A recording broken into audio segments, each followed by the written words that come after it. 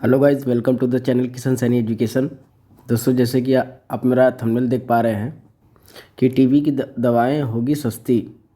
US ने बताया है कि Johnson and Johnson company TB की दवाओं पे नहीं होगा पेटेंट। अब पेटेंट नहीं होने की वजह से दवाएं सस्ती होंगी। ये पेटेंट क्या होता है इसके बारे में जानेंगे। जॉनसन एंड जॉनसन कंपनी की पेटेंट एक्सपायरी हो चुकी है, इसके बारे में भी सब। तो आइए न्यूज़ पे आते हैं। न्यूज़ में द हिंदू की न्यूज़पेपर में आर्टिकल है। द हिंदी न्यूज़पेपर में दो आर्टिकल इम्पोर्टेंट जो टीबी से संबंधित है।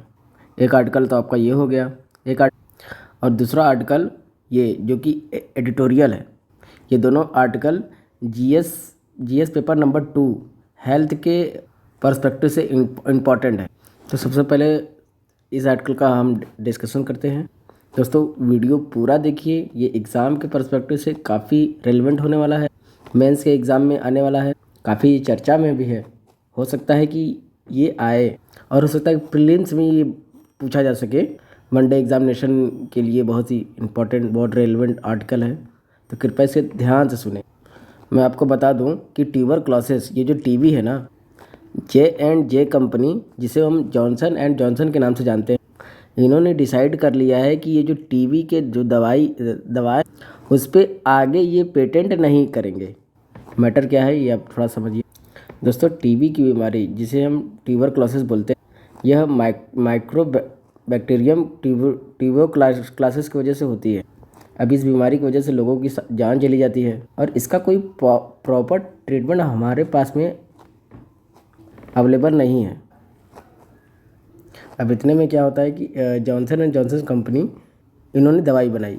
इन्होंने इतनी शानदार दवाई बनाई जिसको आप देख पा रहे हैं, ये मार्केट में सेथरो के नाम से मिलती है। लेकिन यहाँ पर अगर आप नाम देखेंगे तो इसे हम बेडाक्विलिन के नाम से जानते हैं।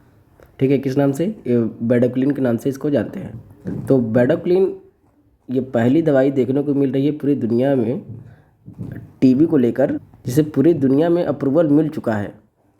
पिछले 40 सालों में ऐसी दवाइयाँ नहीं मिली है जिसके थ्रू जिस तरीके से इसको अप्रूवल मिला है, क्योंकि ये दवाई ज़्यादा कम टॉक्सिस है। क्योंकि और जो दवाइयाँ बनी हुई हैं वो इसके कंपैरिजन में ज़्यादा जहरीली बनी, बट ये लेस टॉक्सिक है, ज़्यादा इफेक्टिव है, अच्छी तरीके से ट्रीटमेंट कर सकती है।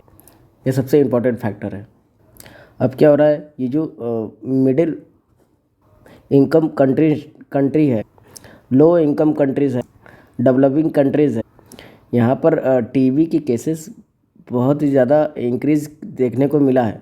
और उन टीबी को लड़ने के लिए हमको अच्छी मात्रा में दवाइयाँ चाहिए, क्योंकि ये दवाई जॉनसन कंपनी प्रॉपर रिसर्च करके, पैसा खर्च करके, प्रॉपर रिसर्च करके, और इस ब्रांड से अगर सीधा आप दवाई खरीदेंगे तो ये दवाई आपको बहुत ही ज़्यादा महंगी पड़ेगी, बहुत ही ज़्यादा कॉस्टली पड़ेगी। जॉनसन कंपनी ने जब ये दवा बनाई थी, दवा बनाया होगा तो इन्होंने पेटेंट ले लिया होगा।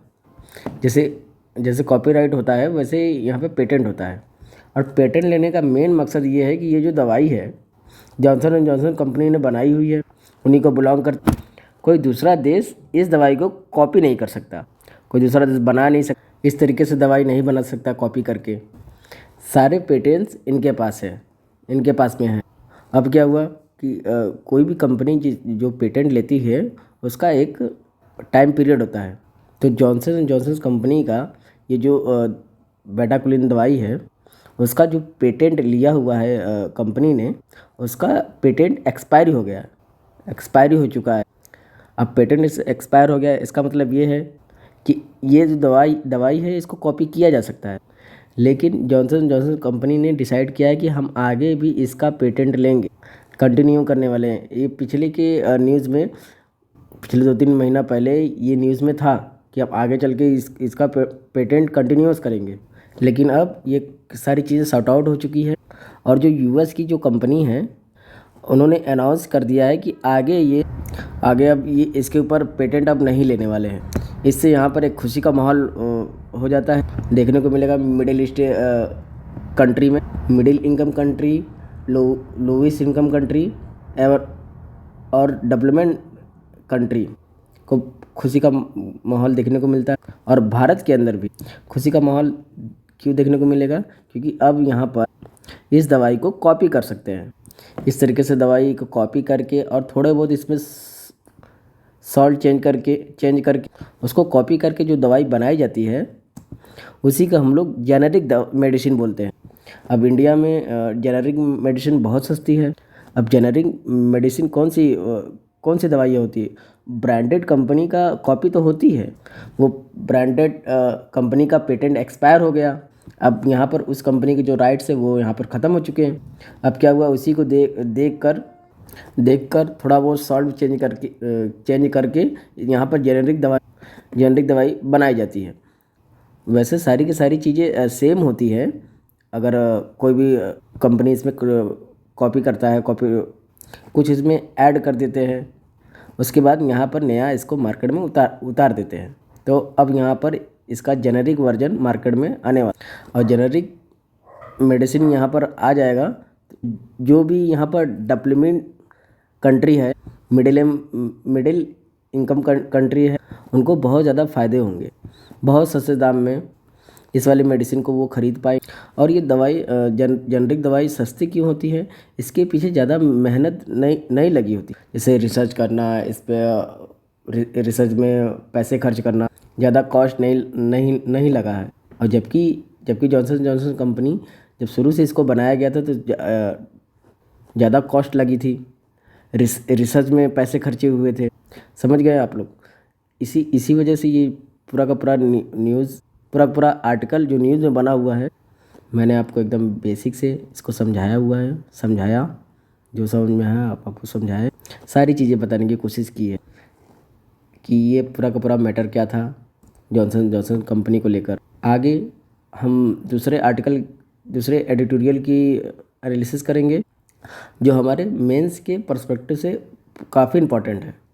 एडिटोरियल समझने से पहले क्या है कि हम लोग बेसिक जान लेते हैं, क्योंकि आर्टिकल में जो मैं बताऊंगा वो मेंस के लिए इम्पोर्टेंट है। और जो बेसिक चीज़ है वो आपके प्रीलिम्स में काम देगा, क्योंकि हमको प्रीलिम्स और मेंस की दोनों की तैयारी करनी है। और प्रीलिम्स के अंदर में क्या क्या पूछे जाएंगी, जैसे कि पूछा जाएगा ट्यूबरकुलोसिस क्या है। यह एक इन्फेक्शन डिसीज़ है जिसकी वजह से हमारे जो लंग्स होते हैं, जो हमारे फेफड़े होते हैं, फेफड़ों में इन्फेक्शन फैलता है। फेफड़े के साथ साथ हमारे और सारे ऑर्गन को धीरे धीरे करके ये डैमेज करने लगते हैं। बाकी ऑर्गन जो इन्फेक्टेड करते हैं, जैसे स्पाइन हो गया, ब्रेन हो गया और किडनी हो गया, किडनी को भी ये डैमेज करते हैं। क्वेश्चन यहाँ पर यह है कि जो ट्यूबरकुलोसिस है ये किस बैक्टीरिया के वजह से होता है। वो बैक्टीरिया है जिसको हम जानते हैं माइकोबैक्टीरियम ट्यूबरकुलोसिस के नाम से इसको जानते हैं। इसकी वजह से यहाँ पर ये बीमारी फैलती है। ठीक है, ये कुछ लाइनें हैं जो यहाँ पे ध्यान रखिए कि प्रीलिम्स में यहाँ से क्वेश्चन बन सकते हैं। इसमें बैक्टीरिया का नाम ध्यान रखना है। अब आते हैं अपने इस एडिटोरियल पर। 3 यहाँ पर राइटर हैं, इन्होंने मिलकर इस पर्टिकुलर एडिटोरियल को लिखा है। पहले यहाँ पर क्या बोलते हैं इसको जानते। पहले इन्होंने बोला कि ये जो भारत है, आने वाला जो फ्यूचर है उसमें कहा गया है कि अभी के ज़माने में अभी जो हमारा यंग पॉपुलेशन है वो धीरे धीरे लोग बुज़ुर्ग होते जा रहे हैं। यानी कि इंडिया अभी बुज़ुर्ग हो रहा है धीरे धीरे। और ये क्यों हो रहा है कि लोगों की जो लाइफ एक्सपेक्टेंसी है, जीने की पूरी की पूरी जो उम्र है वो थोड़ी सी इंक्रीज़ हो गई है पिछले कुछ सालों की कंपैरिजन में।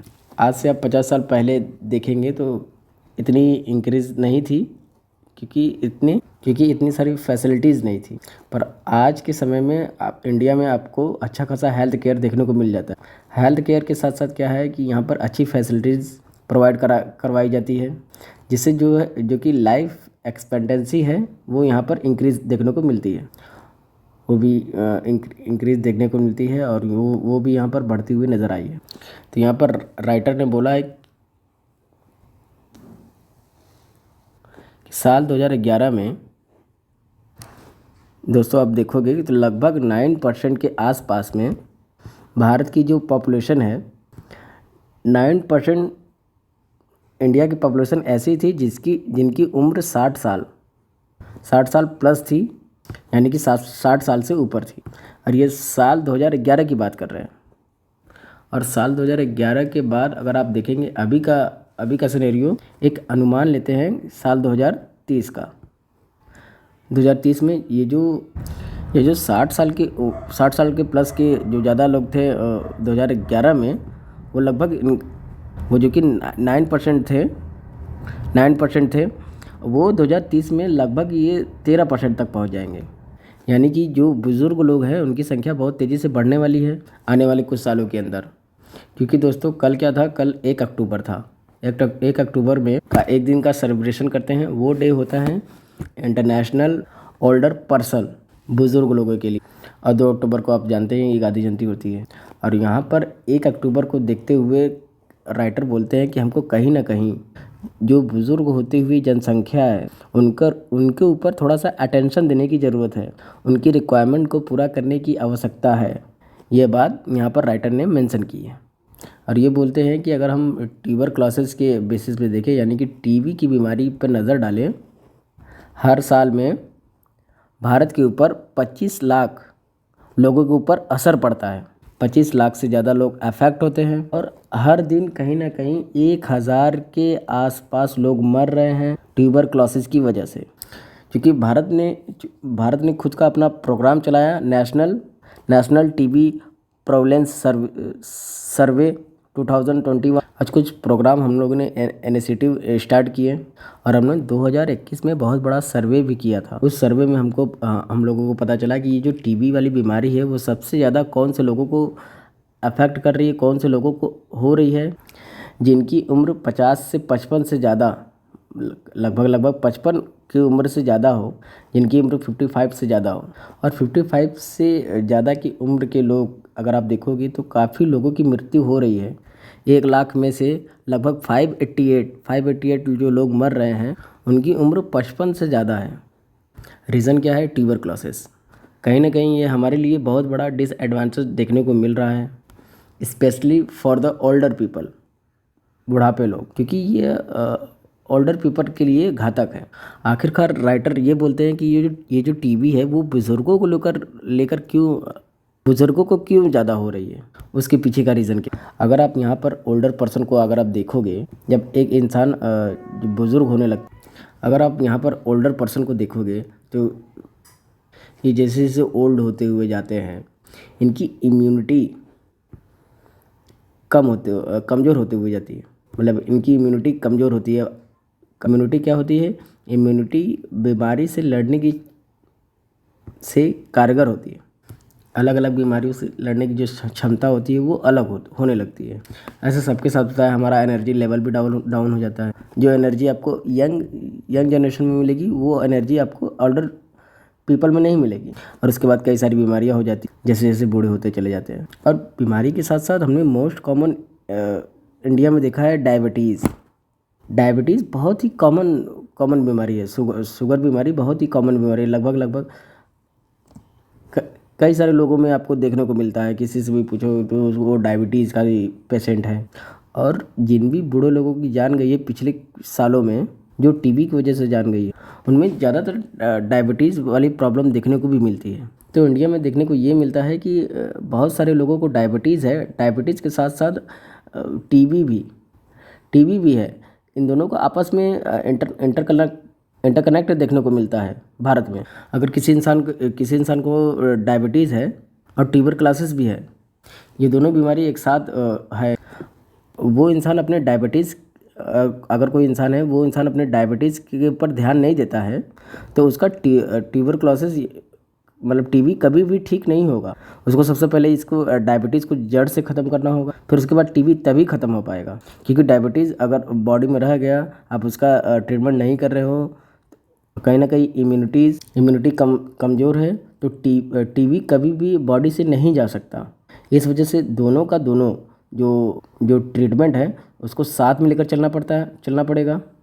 वो यहाँ पर राइटर बोलते हैं ये सबसे बड़ी प्रॉब्लम इंडिया में आपको देखने को मिल जाती है। और दूसरी चीज़ हेल्थ केयर सिस्टम देखोगे तो वहाँ पर जो डायग्नोसिस का प्रोसेस है कि पता लगा पाना, ये थोड़ा सा यहाँ पर मुश्किल है। जब कोई ओल्डर पर्सन ट्रीटमेंट कराने के लिए जा रहा है अपना, तो उसको पता नहीं हो पाता है कि हमारे अंदर डायबिटीज़ है, मतलब कि किसी को दोनों ही प्रॉब्लम्स है। इस चीज़ के ऊपर स्पेशल फोकस नहीं किया जाता। और ख़ासकर इंडिया में देखने को मिलता है कि कोई बच्चा है और उसको खांसी हो रही है तो उसका ट्रीटमेंट करा दिया जाता है। लेकिन वहीं पे कोई बुज़ुर्ग हो, ओल्डर पर्सन हो, तो उसका ट्रीटमेंट, उसको टीबी वगैरह होगा, पहले तो उसको कफ उठेगा, कफ बनेगा बॉडी के अंदर में, खांसी वगैरह हो रही है, छींकें आ रही हैं, तो लोग सोचते हैं कि ये उम्र तेज़ी से बढ़ रही है, उम्र की वजह से ये हो रहा है, तो इस पर ध्यान नहीं दिया जाता। लोग सोचते हैं कि उम्र हो रही है इसलिए खांसी वगैरह आ रही है, कफ बन रहा है, तो यहाँ पे लोग ध्यान नहीं देते। और उसको ध्यान न देते हुए ये जो टीबी है ये बॉडी के अंदर में और ज़्यादा स्ट्रांग हो जाती है। वो जो बैक्टीरिया है जो बॉडी के अंदर में जाता है, माइकोबैक्टीरियम, जिसकी वजह से टीबी होती है, वो और भी ज़्यादा स्ट्रांग हो जाता है, जिसकी वजह से जब हालात गंभीर हो जाते हैं तब डॉक्टर के पास ले जाते हैं, तब पता चलता है कि यहाँ पर इनको टीबी की बहुत अल्टीमेट स्टेज बन चुकी है। यह प्रॉब्लम है भारत के अंदर। एल्डर पीपल के लिए बहुत बड़ा इफ़ेक्ट देखने को पड़ रहा है। दोस्तों, यहाँ पर जो ओल्डर पीपल है उनकी जो मेंटल हेल्थ है ना, वो काफ़ी कमज़ोर हो रही होती है उम्र के साथ में, क्योंकि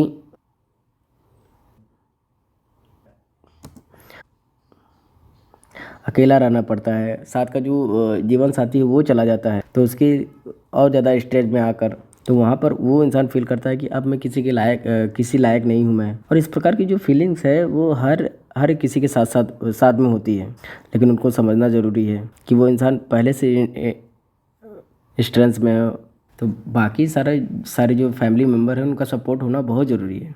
लेकिन हम लोग मोस्टली ये देखते हैं कि बाकी सारे फैमिली का सपोर्ट नहीं मिल पाता है उस ओल्डर पीपल को, जिसकी वजह से वो और ही ज़्यादा बीमारी के चपेट में आ जाते हैं, स्पेशली मेंटल हेल्थ के चपेट में आ जा रहे हैं। और मेंटल इलनेस के ख़राब होने से, विल पावर का लॉस ख़राब होने की वजह से ये जो टीबी को कहीं ना कहीं उस इंसान का डेथ का कारण बन जाता है। समझ गए? अब आगे आ जाते हैं। अब राइटर यहाँ पे बोलते हैं कि इसके बदले में हमको क्या करना चाहिए। हम लोगों ने, अगर आप भारत में देखें तो बहुत सारी स्कीमें चला रखी है, तो कहीं ना कहीं हमको इस पे थोड़ा सा और काम करना होगा। जैसे door step of delivery medicine हो गया। उसके अलावा हमारी जो टेस्टिंग फैसिलिटीज़ है, वो टेस्टिंग फैसिलिटीज़ को यहाँ पर और ज़्यादा इम्प्रूव करना, सोशल सपोर्ट यहाँ पर स्कीम प्रोवाइड करा पाना, क्योंकि बुज़ुर्गों के लिए सोशल सपोर्टिंग स्कीम बहुत ज़्यादा ज़रूरी है। और वो लोग आज के समय पे वो जो स्कीम है उसके फ़ायदे नहीं उठा पा रहे हैं, और ज़्यादातर इनको स्कीम मिलती नहीं है, और सरकार की जो भी स्कीम आती है वो उनको पता नहीं लग पाता, उनका कवरेज नहीं मिल पाता। तो यहाँ पर जो ओल्डर पीपल हैं उनकी फैमिली, उनके परिवार के लोग इनके साथ और ज़्यादा टाइम एक्सपेंड करना चाहिए, जो कि आजकल यहाँ पर बहुत ही कम हो पा रहा है, या कहें तो ना के बराबर हो रहा है। उसके बाद यहाँ पे जो टीबी है, टीबी को लेकर कुछ थेरेपीज़ वगैरह लाई जा सकती है, टीबी प्रिवेंटिव थेरेपीज़ लाई जा सकती है, स्पेशली बूढ़े लोगों के अंदर में। और दूसरी चीज़ बोला ये जा रहा है कि हमारी जो सरकार है, जो गवर्नमेंट को यहाँ पर अलग से स्कीम लेकर चलनी होगी, specially for the Elder people, ताकि वो यहाँ पर क्या कर सके, उनके लिए अलग से सपोर्ट प्रोवाइड करवाया जा सके। तो सबसे इम्पॉर्टेंट स्टेप यही है। और उससे भी ज़्यादा ज़रूरी ये है कि जो हमारी हेल्थ केयर सिस्टम और जो गवर्नमेंट है, उन दोनों को आपस में कोलैबोरेट करके उन दोनों को आपस में साथ में आना होगा। यह भी एक महत्वपूर्ण स्टेप है। यहाँ पर बहुत बड़ा सुधार हो सकता है हमारे पूरे हेल्थ केयर सिस्टम में। समझ गए? ये था पूरा का पूरा आर्टिकल। तो दोस्तों, अगर ये आर्टिकल बहुत ही अच्छा लगा हो आपको समझाने में, आपको जीरो से अच्छे से समझाया हूँ। ओके दोस्तों, जय हिंद, जय भारत।